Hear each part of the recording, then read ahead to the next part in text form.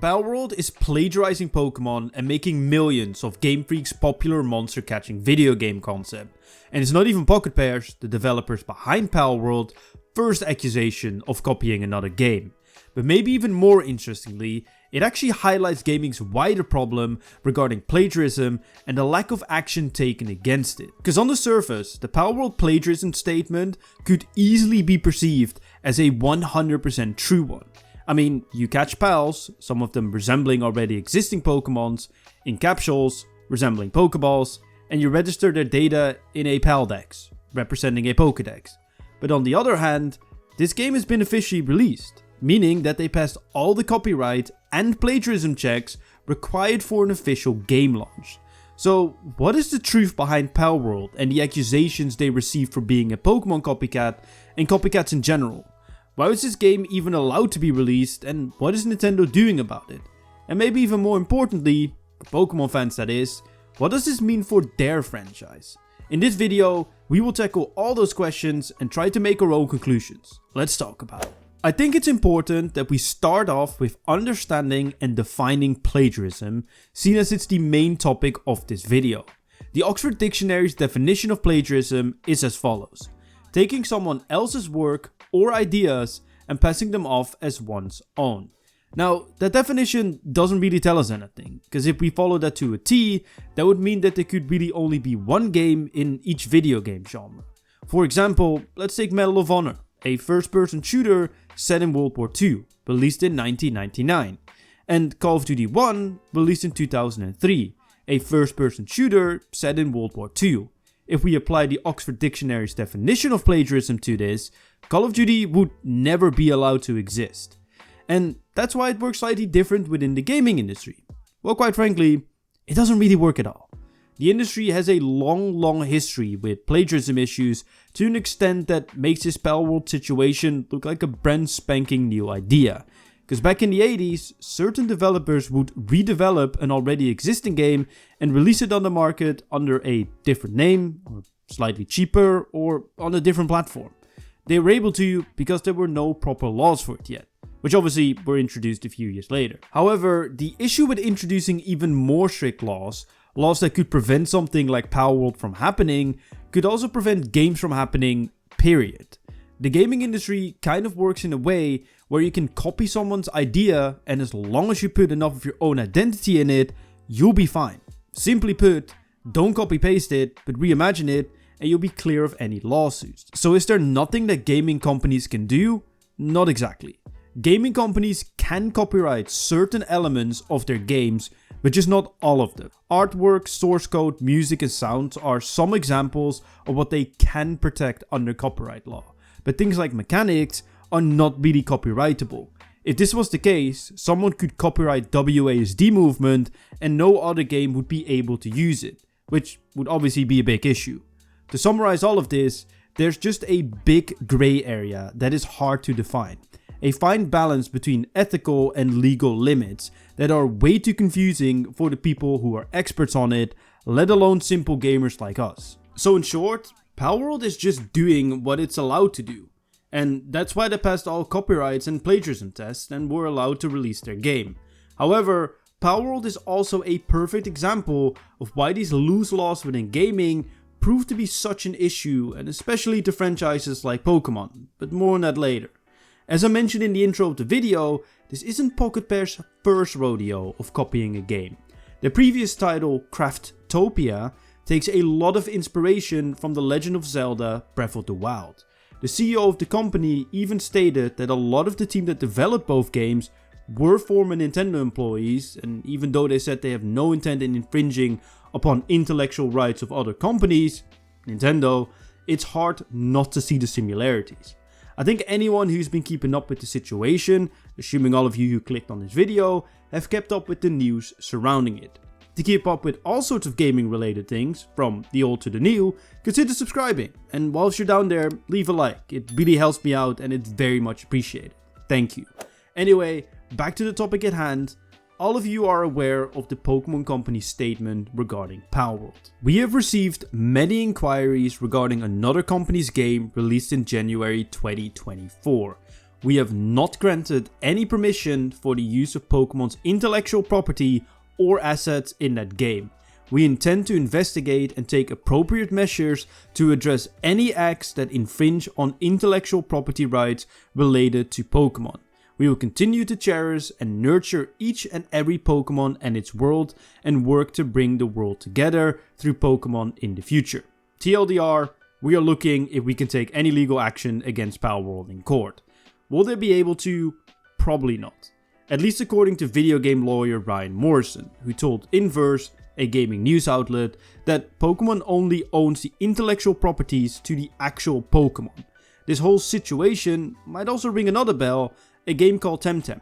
Temtem was another debated Pokemon clone, released in 2020, and it was even marketed as the Pokemon killer.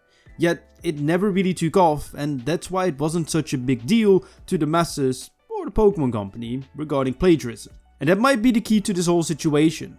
Palworld did take off, and topping the Steam charts with 2.1 million people playing at the same time is absolutely insane and goes to show that this game has some serious potential and buzz around it, and that they did many things right. Because let me get one thing clear.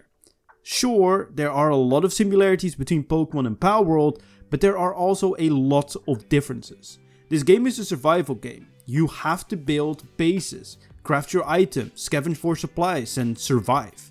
These aspects are nowhere to be found in any Pokemon game. The closest thing to it is Pokemon Legends Arceus, but on a very basic level. Oh, and they have guns. Pokemon with guns is what this game was called by many people when it released, but it's so much more than that. And I think that's exactly why the Pokemon company, and Pokemon fans for that matter, take such an offense to this game. Because it's successful. And they see it as a threat. Pokemon fans might be up there with some of the most toxic fan bases on the internet.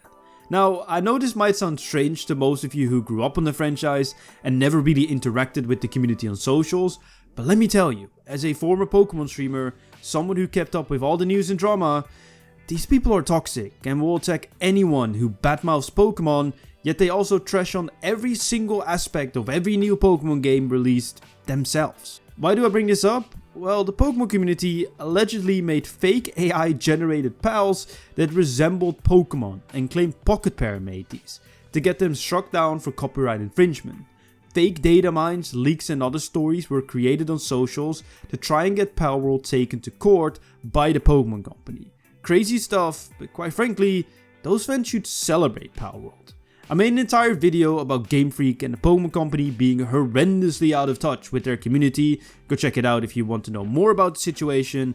But as soon as it's about money, they're on top of it, like with Palworld. Yet this should really be a wake-up call for the Pokemon company because their games, from a video game standpoint, aren't doing so well. Now let me get one thing straight. The recent Pokemon games, Pokemon Scarlet and Violet, are in the top 5 best-selling Pokemon games of all time. So commercially, they are very far from being a flop. Yet these games also highlight the issues that many Pokemon fans have with the franchise. It's extremely stagnant and far behind the norms of many modern games. Getting a steady 30 FPS in that game is not a guarantee, and the graphics in general look blurry and outdated. The main reason for this is the archaic hardware that these games run on, the Nintendo Switch. It literally has a graphics chip that originates in 2015, so it was actually already behind when the system released in 2017. Of course, they made a trade-off to also get it to be a portable console, and it's been extremely successful. So I kind of always feel like the argument of performance isn't just Game Freak's fault, but at the same time, they do need to make a title that functions on the provided hardware. But then again, they also have their own ideas and concepts that they want to execute. But these concepts have been the same for so long, with slight alterations here and there. Pokemon Legends Arceus, by no means a perfect game, shows what they are capable of. An open world game where you actually study Pokemon, can explore the world, craft your own Pokeballs and items, and even have a quest system that you see in many RPG games. Sure, it was all very bare bones and basic, but it was fresh and different. And then they released Scarlet and Violet, an open world Pokemon game, but it barely had any of the RPG aspects that made Legends Arceus such a good game. And yes, I know it had a different team that developed on it, but it still felt like a step backwards. Something they've been doing for a long time. They introduce something great and never follow up on it. The reason? Well, I think they just lack competition. There's only one monster capture game that has ever been successful: Pokémon. Sure, there have been many other franchises, from Digimon to Spectrobes, but none captured the success of the Pokémon video games. Now Palworld actually has, and it should push the Pokémon company to finally step up their game. Maybe even break their ties with Nintendo, a publisher that in my opinion holds back not only Pokémon, but also the Zelda franchise, with its limited hardware. I do know that this will never happen, but a man can dream. So in conclusion, Palworld does resemble Pokémon, and some pals might even do too much. But then again, a sheep is a sheep and a dog is a dog. It's quite hard to make them look unique enough that it doesn't resemble one of the over 1,000 Pokémon that have ever been created. But Palworld also does many things that Pokémon doesn't, like the survival and building aspects, making the game feel completely different to what Pokémon does. In my opinion, it's just a pointless discussion about the game being a plagiarism on Pokémon, because it isn't. It passed all the tests, so it just clearly is not. And it even has its own identity. Yes, it does share similarities to Pokémon, mainly in its related creature design, the pals, balls and decks. But what game doesn't share similarities to their competitors? Isn't the whole concept of business taking an idea, improving on it and making it better? Pokémon should look at Palworld like Apple looked at IBM when they introduced their first PC to the market, welcoming them into space and seeing them as an exciting competitor that will push their own franchise forward, instead of seeing them as a threat.